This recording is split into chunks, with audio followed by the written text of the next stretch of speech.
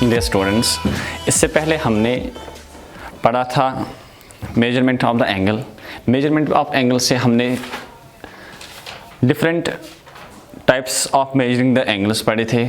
सबसे पहले हमने इंग्लिश सिस्टम पढ़ा था, फ्रेंच सिस्टम पढ़ा था और सर्कुलर सिस्टम पढ़ा था। ठीक, सर्कुलर सिस्टम के अंदर हमने पढ़ा था रेडियन मेजर। क्या पढ़ा था?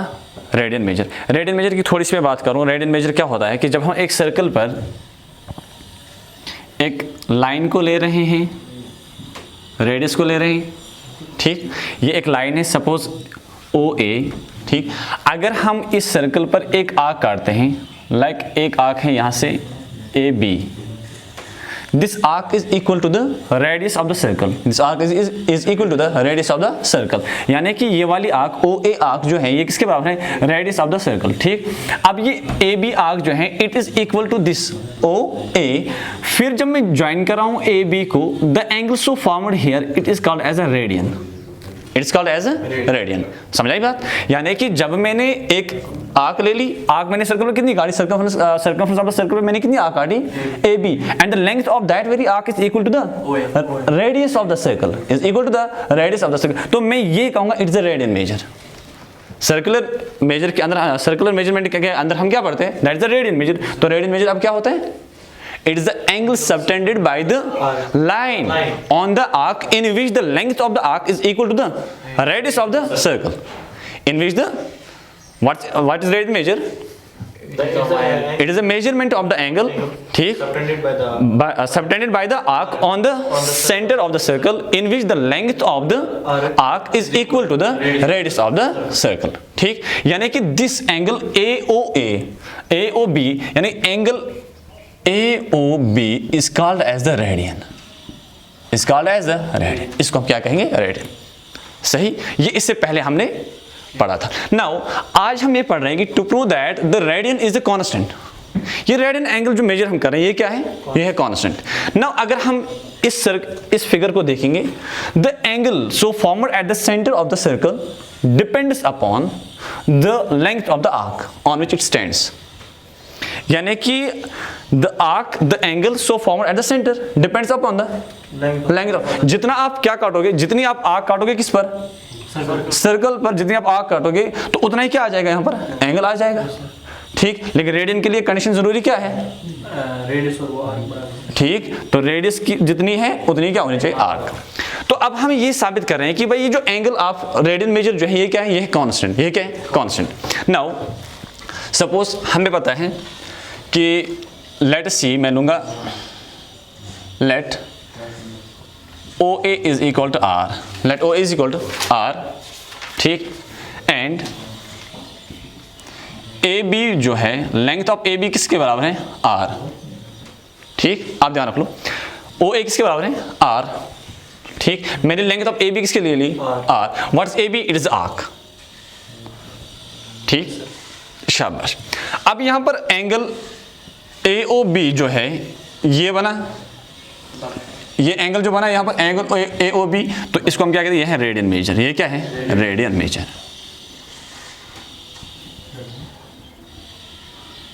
बट वी नो दैट क्या जानते हैं हम? We know that the angle, the radian measure, the angle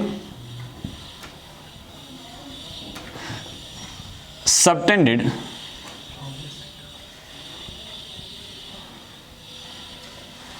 depends upon the angle, depends upon, is proportional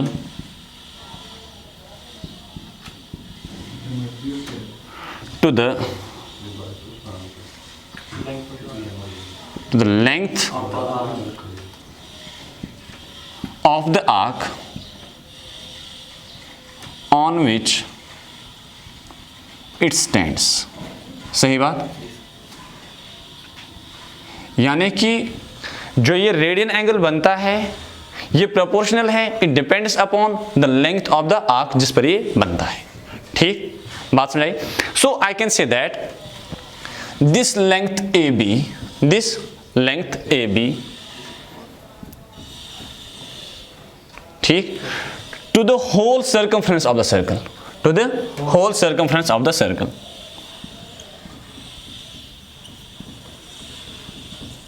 to the whole circumference of the circle is equal to the angle AOB divided by the whole angle at the center, divided by the angle O at the center. यानी कि ध्यान रखो, अगर मैं कह रहा हूं कि ये एंगल जो कहां पर बन रहा है, जो एंगल हम रेडियन मेजर ले रहे हैं, ये किस पर बन रहा है? सेंटर पर. सेंटर पर जो ये एंगल O बन रहा है, it depends upon the arc on which it stands. लेकिन अगर मैं इस आर्क को ले रहा हूं, आर्क टोटल सर्कमफ्रेंस में कितनी आर्क काट रहा हूं? नहीं, आर्क कितनी में काट रहा हूं? AB. टोटल सर्कमफ्रेंस में से मैंने कितनी आर्क काटी? Then AB by total circumference of the circle is equal to the, यहां से इस सेंटर पर एंगल फुल कितना बनता है? Full angle that is 360 degree. ये एंगल जो सर्कल पर बन रहा है, ये कितना बन रहा है भाई? 360. सही बात? बन रहा है कि नहीं बन रहा है? तो ये एंगल AOB डिपेंड करता है किस पर? Length of the arc on which the it stands. ठीक, अब AB जो है, AB divided circumference of circle, circumference of the circle किसके बराबर है? 360. That is 4 right angles. Right, मैं ये भी कह सकता हूं it is 2 pi r. Circumference of circle किसके बराबर होता है? 2 pi r. 2 pi r is equal to the angle AOB, angle AOB जो रेडियन के बराबर है. ठीक, divide the angle O. Angle O पूरा कितना बनता है? 360. तो आई can say that it is 4 right angles. सही बात? क्या कहूंगा मैं? 4 राइट एंगल्स.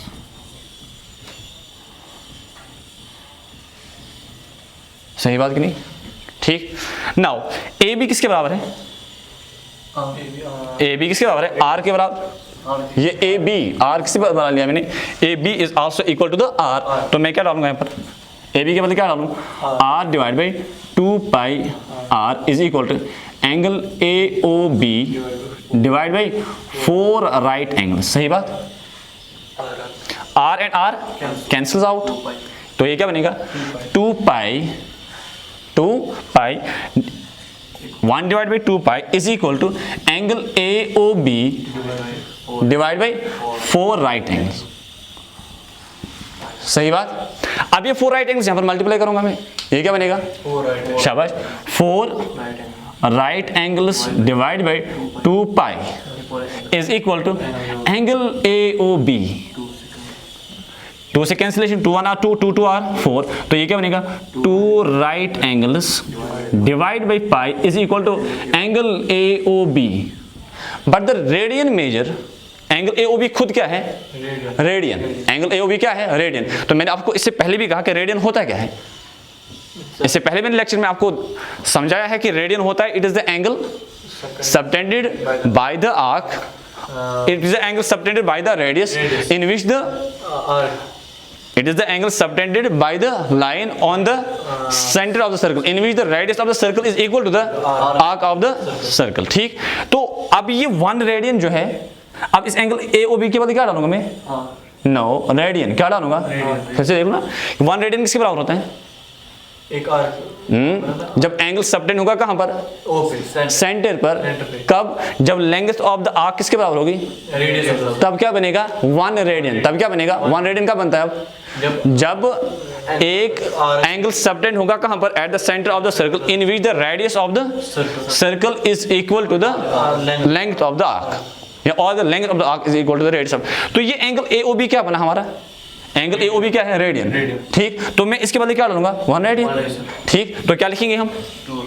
अब देख लो, पहली बात, दो एंगल AOB जो रेडियन है, 1 radian is equal to 2 right angles. सही बात? Divide by pi. ध्यान रखो बच्चे, 2 right angles, 2 constant, right angle 90 into 90 180 constant, pi constant. तो रेडियन क्या है? देयरफॉर हाँ, we can say that therefore radian is constant. तो मैं क्या कहूंगा? रेडियन जो है ये क्या है? कांस्टेंट. तो यही हमने साबित करना है to prove that the radian is constant. Radian क्या है? अब यहां देख लो, स्पेशल केस इससे मैं कुछ निकालूंगा.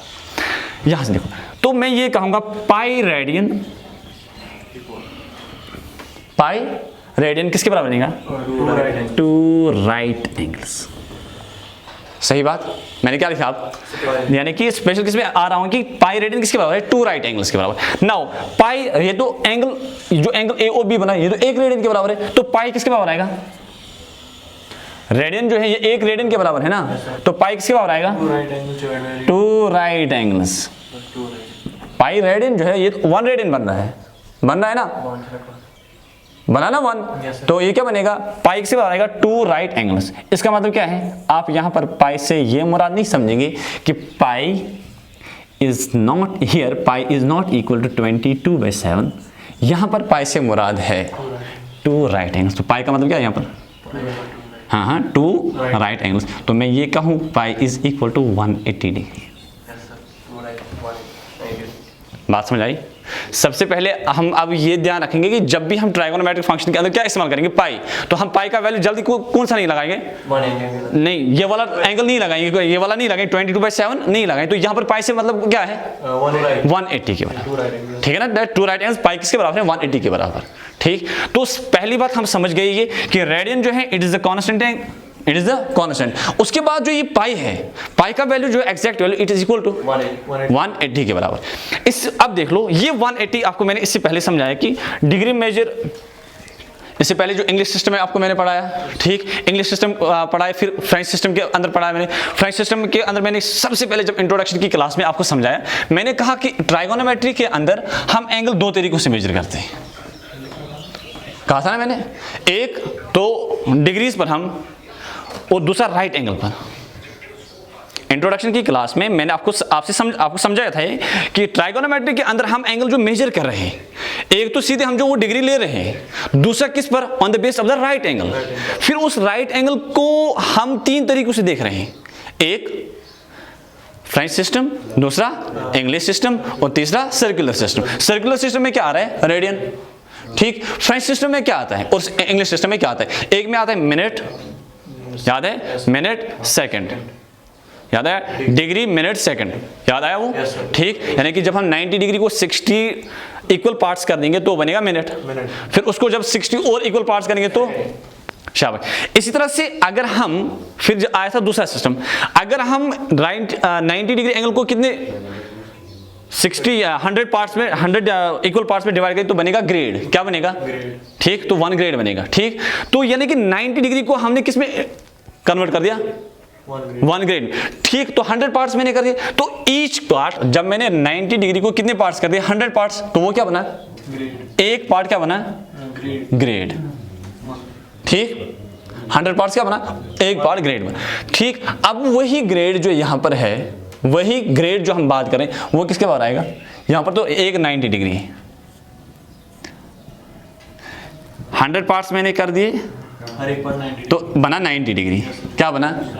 लेकिन यहां पर आप अगर देख लेंगे, यहां पर पाई क्या आया?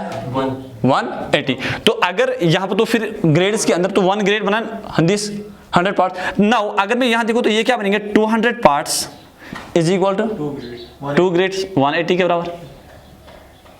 बात समझ आ रही है? ठीक, तो यहां से दैट इज कि ये जो ग्रेड जो बन रहा है that 2 grades is equal to 180 के बराबर, क्योंकि pi is equal to 2 grades भी यहां से भी हम कह सकते हैं। तो इंग्लिश सिस्टम के अंदर जो फ्रेंच सिस्टम के अंदर ग्रेड सिस्टम भी कर रहे हैं, तो उसको भी हम क्या किसके साथ रिलेट कर सकते हैं? इसी के साथ। अब जो दूसरा हमारा है दैट इज फ्रेंच सिस्टम, उसके अंदर जो सेकंड्स की हम बात कर रहे हैं, सेकंड्स के अंदर भी एक राइट एंगल को कितने हिस्से हुए? 60 पार्ट्स, तो that is equal to minute. ठीक, एंड ईच पार्ट वहां पर वो तो मिनट बन जाता है, तो हर एक मिनट जो है, ठीक, उसको हम रिलेट कर सकते हैं पाई के साथ। यानी कि हर एक जो मेजरमेंट ऑफ द एंगल है it is interrelated to each other. ये क्या है? Interrelated to each other. तो आज हमने क्या समझ लिया कि पाई जो है, ये जो रेडियन मेजर जो है, ये क्या है? It's constant, it is constant. दूसरी बात कि पाई का मुराद जो है, पाई का मतलब 22/7 यहां पर नहीं है, पाई का मतलब यहां पर क्या है? 180 डिग्री। ठीक,